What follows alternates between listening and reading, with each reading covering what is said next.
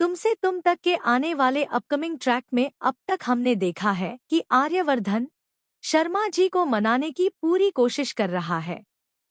शुरुआत में ऐसा लग रहा था कि न तो पुष्पा जी मानेंगी और न ही शर्मा जी, लेकिन अब कहानी ने बड़ा मोड़ ले लिया है।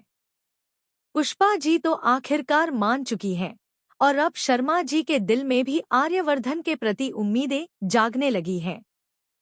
सबसे बड़ी बात यह है कि जब शर्मा जी अपनी बेटी अनु को आर्यवर्धन के साथ बेहद खुश देखते हैं, तो उनके मन का डर धीरे धीरे खत्म होने लगता है।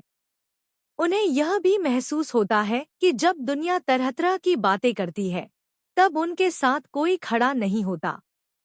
लेकिन वही दुनिया जब आर्यवर्धन को देखती है, तो खामोश हो जाती है। इस बात पर शर्मा जी गहराई से सोचते हैं कि आखिर दुनिया की बातों का कितना महत्व है।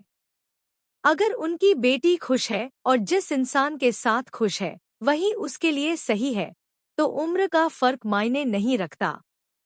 भले ही वह अधेड़ उम्र का क्यों न हो, अगर वह उनकी बेटी को सम्मान और प्यार दे सकता है, तो वह इस रिश्ते को स्वीकार करेंगे और अपनी बेटी का हाथ आर्यवर्धन के हाथों में सौंप देंगे। आने वाला ट्रैक बेहद मजेदार और भावनात्मक होने वाला है, क्योंकि अब शर्मा जी आर्य और अनु की शादी के लिए तैयार होते नजर आएंगे। लेकिन क्या इतनी आसानी से सब कुछ हो जाएगा? कहानी में असली ड्रामा अब शुरू होने वाला है। जब आर्य और अनु चांदनी चौक की गलियों में साथ घूम रहे होते हैं, तभी रजनी जी उन्हें देख लेती हैं। वह सीधे पुष्पा जी के पास पहुंचती हैं और सवाल करती हैं कि क्या आर्य और अनु के रिश्ते की वजह से ही मोहित और अनु की शादी टूटी थी? क्या उन्हें इस रिश्ते से कोई ऐतराज नहीं है?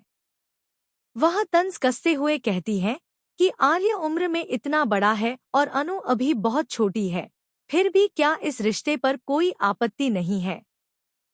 इस पर पुष्पा जी शांत लेकिन दृढ़ स्वर में जवाब देती हैं कि उन्हें इस रिश्ते से कोई ऐतराज नहीं है, बल्कि वह खुद शर्मा जी से कह रही हैं कि आर्य और अनु की शादी करवा दी जाए।